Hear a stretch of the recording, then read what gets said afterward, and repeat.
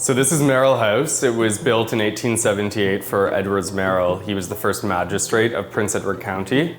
I'm Jordan, the owner, creative director, and interior designer of Merrill House. And it's lived many different lives. It's been a private family home, it's been an institution, an apartment building, an inn, and now a boutique luxury hotel. I purchased Merrill House in June of 2018 and ran it through the first season essentially as the old concept, as it was nearly fully booked.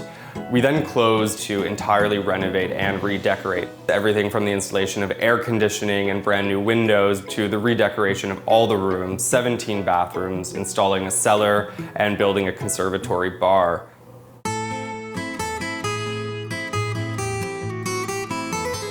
So this is the drawing room. Today, the drawing room is used for our guests to enjoy themselves. They can have drinks here, they can socialize, they can have private dining facilities here.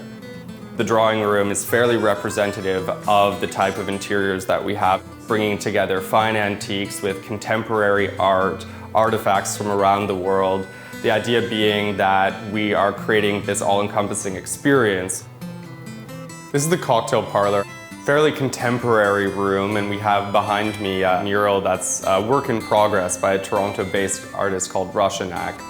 It's depicting the Egyptian creation myth.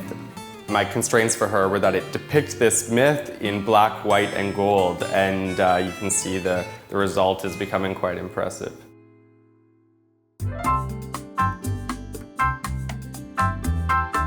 Welcome to the restaurant at Merrill House. We have here our cellar as well as our conservatory bar. My greatest challenge with this space was that the restaurant was in the basement and it felt rather confined. So how do I make a restaurant in a basement seem logical and actually seem like an interesting place to dine? So I raised the ceiling, took everything back to concrete, re-poured with Floor Radiant, and then installed all of these oak wine cabinets. We have down here nearly 2,000 bottles of wine, including the most extensive collection of Prince Edward County wine on any wine list, as well as a very extensive Old World collection. This is the conservatory bar, and it's a true conservatory. We have orange trees, ponderosa lemons, and limes that we use in our cocktails. This is a 3-season space that our guests are able to enjoy well into December.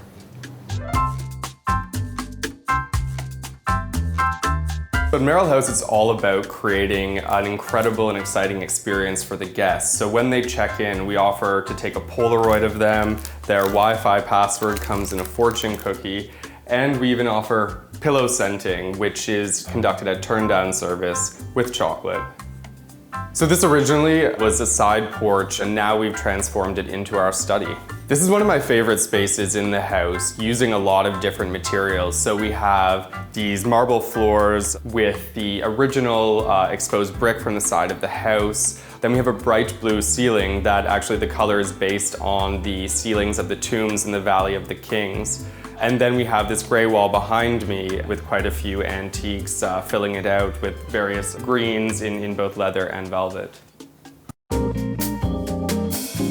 This is the Victorian Suite at Merrill House. It's one of our grander suites that is more representative of how a room might have been decorated at the time the house was built. Every single room is individually designed. Different periods, different places, different collections, but everything at Merrill House is original. Real art, real rugs, real antiques.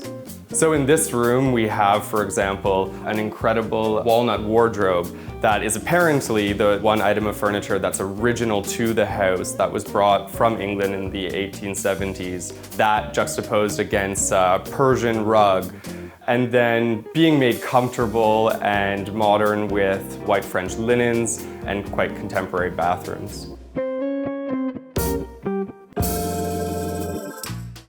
Is the house haunted? So I was actually speaking to my housekeeping staff this morning, and about 5 of them independently had stories of the house being haunted. In fact, one of them believes that this room, the Victorian Suite, is the most haunted, that this bed here, a pillow will suddenly fall or a crease will appear. We actually do have a haunted room on the 3rd floor in the old servants' quarters. And so we've sort of embellished this by adding sort of creepy portraits. It has a red light that one can see glowing from the street, some Zimbabwean voodoo dolls, and some taxidermic beetles. Every room is individually booked here, so one knows what they're getting into. But they certainly have a strong appeal for a certain audience, especially younger people are very interested in something quite unique, different than any hotel room experience they've had before. Being a Gothic Revival house, we often have people say it is a haunted house or it is a gingerbread house, especially in the winter when the icicles are forming. So I think there's certainly an appeal for people to stay in a house that looks quite haunted up in the old servants' quarters. It is a bit of an all-encompassing experience.